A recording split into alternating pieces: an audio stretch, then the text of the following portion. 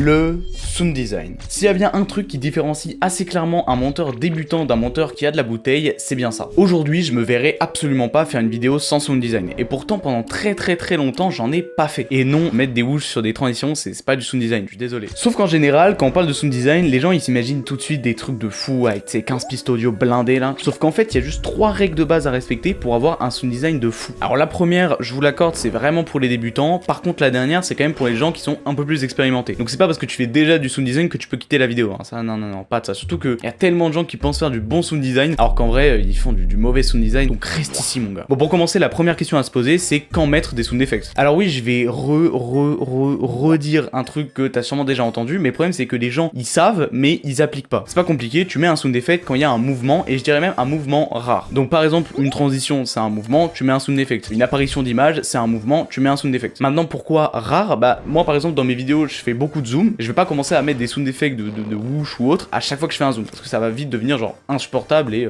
inaudible. Donc du coup, ce que je fais, c'est que je mets des sound effects, donc des impacts, des sound effects de whoosh, ce genre de choses, que sur les gros zooms, que sur les zooms que je fais rarement, pour appuyer à la fois le zoom et ce que je dis. Bon, maintenant que tu sais quand mettre des sound effects, c'est bien, t'as la première étape, je l'ai dit, c'est vraiment pour les débutants. Maintenant, ce serait bien d'avoir des bons sound effects, parce que si tu commences à mettre des sound effects de 2012, des vidéos Cyprien, là, les sound effects de suspense, on va vraiment pas s'entendre. Donc je vais te montrer comment trouver des bons sound effects. Mais avant ça, n'hésite pas à t'abonner et à liker, ça fait toujours plaisir. Alors, première chose, vous aurez pas tout de suite de bons sound effects. C'est typiquement la ressource en montage où ça s'accumule avec le temps. Plus tu passeras du temps à chercher des sound effects, à faire du sound design, et plus t'accumuleras les bons sound effects, c'est les sound effects où quand tu les trouves, tu te dis ah, enfin, tu vois, je reconnais ce sound effect que j'entends partout. Voilà, mais ça se fait au fil du temps majoritairement. J'en ai d'ailleurs déjà mis pas mal sur mon serveur Discord, hein, et je suis pas le seul, hein, je vais pas m'attribuer toutes les fleurs. Il y a plein de gens qui partagent des ressources sur mon serveur Discord, donc n'hésite pas à le rejoindre. En plus, en cherchant déjà sur YouTube, tu peux déjà en trouver des très bons. Alors je vous invite aussi à vous intéresser à d'autres sites, à des banques de sons, etc. Mais sachez que sur YouTube, vous pouvez déjà trouver genre largement votre bonheur. Tu peux aussi chercher des packs de sound effects, et d'ailleurs en parlant de packs, n'hésite pas à télécharger mon pack de presets gratuit présent en description. C'est gratuit et ça devrait t'aider dans tes montages. Et d'ailleurs tout ce que je viens de dire sur la recherche, etc. c'est plus ou moins la même chose sur les musiques. Juste les musiques, je voulais vous dire quelque chose. Ne faites pas ce truc là de laisser une musique tout au long de votre vidéo. Votre musique elle doit s'adapter à ce qui se passe dans votre vidéo. Bon, maintenant t'as fait ton sound design, t'as posé des sound effects, c'est très bien, mais il faut pas oublier la dernière étape, la plus importante et sûrement celle que 90% des gens oublient, c'est le mixage. Bon, alors mixer ça veut dire quoi? C'est quand tu viens mélanger des sources audio pour arriver à un équilibre cohérent et agréable à écouter. Par exemple, là si t'appliques les conseils que je t'ai donnés jusque là, t'auras des sources audio qui seront mélangées, mais l'équilibre ne sera pas cohérent, ne sera pas agréable à écouter. Parce que t'auras sûrement des sound effects ou des musiques qui seront beaucoup trop fortes par rapport à la voix, des sound effects qui sont beaucoup trop forts par rapport aux autres sound effects, donc c'est très important de venir mixer tes sons. Alors pour faire le mixage, on va pouvoir venir baisser ou augmenter le volume des sound effects, on va pouvoir jouer sur la tonalité en le rendant plus aigu, plus grave, on va pouvoir les ralentir ou les accélérer selon la durée où on veut qu'ils durent. Globalement, à la fin, quand t'écoutes ton audio, rien ne doit te choquer, tout doit être genre cohérent. Par exemple, si je te fais écouter ça, chaque heure qui passe, 30 000 heures de contenu sont publiées sur YouTube. Avec cette phrase, et ça, chaque heure qui passe, 30 000 heures de contenu sont publiées sur YouTube. Avec cette phrase, normalement, t'as vu une petite différence, t'as vu qu'il y en avait un qui était très désagréable à écouter, et l'autre où tout était carré, nickel, rien ne t'a choqué. Donc vraiment, pitié, carrément, je prie, s'il vous plaît, mixez vos sons.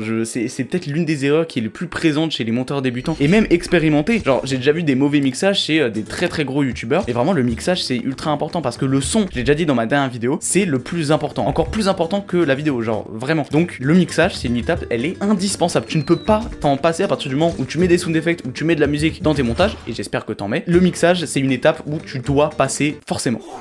Et voilà, maintenant t'as ton sound design qui est carré de fou avec des bons sound effects, avec un bon mixage. GG, tu viens de mettre une tempête à 80% des monteurs. Si je t'ai aidé, n'hésite pas à t'abonner et à liker, ça fait toujours plaisir. Et des bisous.